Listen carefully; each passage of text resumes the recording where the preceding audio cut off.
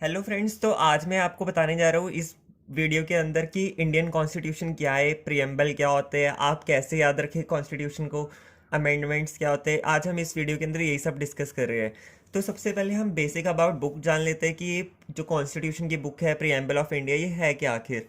तो ये जो कॉन्स्टिट्यूशन की बुक है ये हमारी कुछ ऐसी सी दिखती है। इसको हमने 22 पार्ट्स में डिवाइड करा हुआ है और हर एक पार्ट के अंदर अपने अलग अलग आर्टिकल है। और ये जो कॉन्स्टिट्यूशन की बुक है इसको हमने अलग पार्टिकल्स में बांटा हुआ है। और ये इस कॉन्स्टिट्यूशन के अंदर जो पार्ट्स है इसके अंदर ये लिखा गया है कि आपके कॉन्स्टिट्यूशन में है क्या, और ये कॉन्स्टिट्यूशन कहाँ से लिया गया और क्या सोच के लिया गया है। तो ये अलग अलग सेक्शंस पे आपकी बुक डिवाइड हुई हुई है। और इसके बाद इसके अंदर अब लेकिन हमारे पास 22 से ज़्यादा पार्ट्स है, तो टोटल पार्ट्स हमारे पास अब कितने हैं, 25। लेकिन सीक्वेंस ख़राब ना हो इसलिए हमने आगे पार्ट्स ऐड नहीं करे। तो हमने क्या किया है, जैसे कि हर एक पार्ट के अंदर जहाँ पे भी चेंजेस होने थे वहाँ पे हमने अमेंडमेंट कर दिया। हम यहाँ पे चेंज को क्या कहते हैं, अमेंडमेंट। जैसे कि जो था, नाइन्थ पार्ट था, उसके अंदर हमने चेंज कर दिया तो इसलिए हमने उसको क्या कहा, नाइन्थ का ए अमेंडमेंट हो गया। ठीक है, यहाँ पे आपको एक पेपर में यही क्वेश्चन पूछे जाते हैं, ये अमेंडमेंट कब हुआ था, ये अमेंडमेंट कब हुआ था, किस चीज़ के लिए था। अब हम बात करते हैं आगे। सबसे जो बुक का स्टार्टिंग है वहाँ पे लिखा हुआ है प्रियम्बल ऑफ इंडिया। तो प्रियम्बल ऑफ इंडिया है क्या, तो ये है हमारे पास प्रियम्बल ऑफ इंडिया।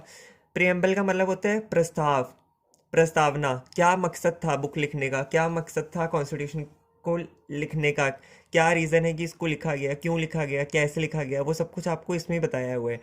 इसके अंदर लिखा है, we the people of India having solemnly resolved to constitute India into sovereign, socialist, secular, democratic republic and to secure all its citizen। तो ये आपकी कॉन्स्टिट्यूशन की बुक पूरी आपकी justice, liberty, equality, fraternity, sovereignty, socialist, secular, democratic, हर एक इन्हीं चीज़ पे डिपेंड करती है और इन्हीं चीज़ को इन्होंने एक्सप्लेन करा हुआ है।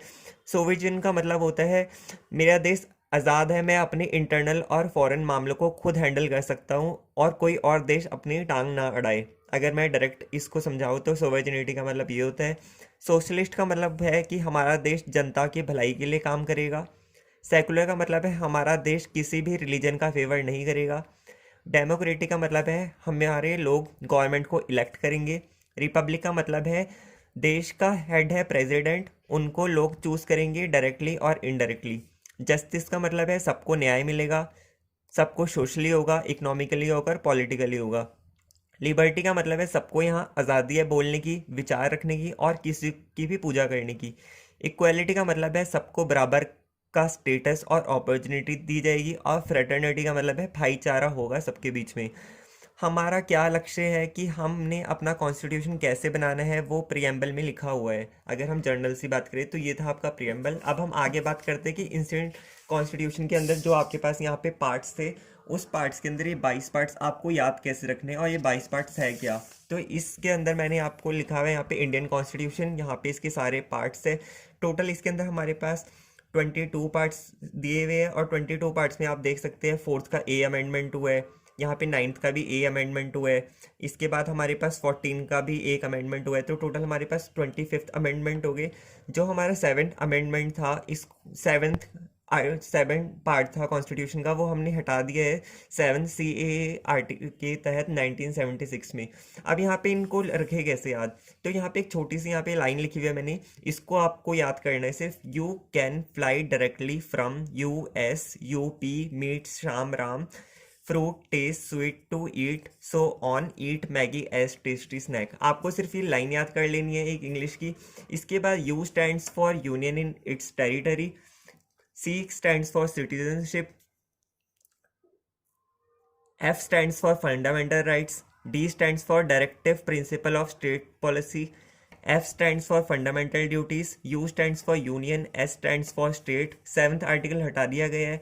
इसके बाद 8th वाला है आपका यूनियन टेरिटरी, P है पंचायती राज, M stands for municipality, S stands for scheduled tribe, R stands for center state relationship, F stands for finance, property and suits, T stands for trade and commerce, S stands for service under union and states, T stands for tribunal, E stands for election, S stands for special provision for certain classes, O stands for official language, E stands for emergency provision, M stands for miscellaneous, A stands for constitutional amendments, T stands for temporary, transitional and special, stands for short title. तो ये आपके सारे के सारे article के parts है। इस article को पार्ट्स को याद रखने के लिए आपके पास ये सिंपल सा सेंटेंस है, आपको सिर्फ इसको याद करना है। इसके बाद आप यहाँ से अपने आप बना सकते हैं। पेपर में आपसे क्वेश्चन पूछा जाता है कि जो आर्टिकल 9 के ए के अंदर अमेंडमेंट हुआ है वो कब हुआ था, कोई अमेंडमेंट बता देंगे आपको बताने वो किस ईयर में हुआ था। तो ये थे हमारे कुछ आर्टिकल्स हमारी बुक के, जो हमारे पार्ट्स में डिवाइड करी हुई हमने कॉन्स्टिट्यूशन को, इसको हमने 22 पार्ट्स में डिवाइड करा हुआ है, जो कि अब 25 है। ये जो हमें पार्ट्स दिख रहे हैं इसके अंदर अलग अलग आर्टिकल्स हैं हमारे पास, टोटल हमारे पास बहुत सारे आर्टिकल्स है 250 के अराउंड। तो हम देखते हैं आर्टिकल्स होते क्या है। अभी हमने जाना कि कॉन्स्टिट्यूशन की बुक है क्या और कॉन्स्टिट्यूशन की बुक के अंदर ये पार्ट्स है क्या। अब हम जानते हैं इस पार्ट्स के अंदर हमारे पास आर्टिकल्स क्या होते हैं। अब मैं लेके आता हूँ आपके पास यहाँ पे आर्टिकल्स।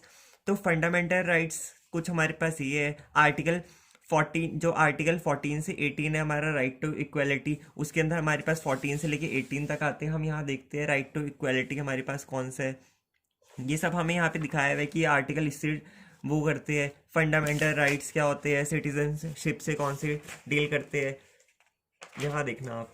सबसे पहला था the union and it's territory, ये हमारा पार्ट 1 है। तो ये भी हमारा पार्ट 1 है। इसके अंदर आपको दिखाया हुआ है कि आर्टिकल 1 से लेके हमारे पास कहाँ तक, आर्टिकल 11 तक इसके अंदर आते हैं। इसके बाद अगला था हमारा सिटीजनशिप। सिटीजनशिप हमारे पास यहाँ से स्टार्ट होता है, इसके अंदर हमारे पास आते हैं 5 से लेके 11 तक आते हैं। अगला था हमारा फंडामेंटल राइट्स। फंडामेंटल राइट्स के अंदर आपके पास 12 से लेकर 35 तक आते हैं। तो इस बुक के अंदर आपको सारे आर्टिकल्स वगैरह भी दिए हुए हैं। इसके अंदर आपको सब कुछ बताया हुआ है कि कौन से अमेंडमेंट्स कब हुए थे, कौन से आर्टिकल्स किस चीज़ के अंदर है। तो ये बहुत ही अच्छी बुक है। बुक के बारे में मैं आपको वीडियो के बाद बताता हूँ कौन सी बुक है।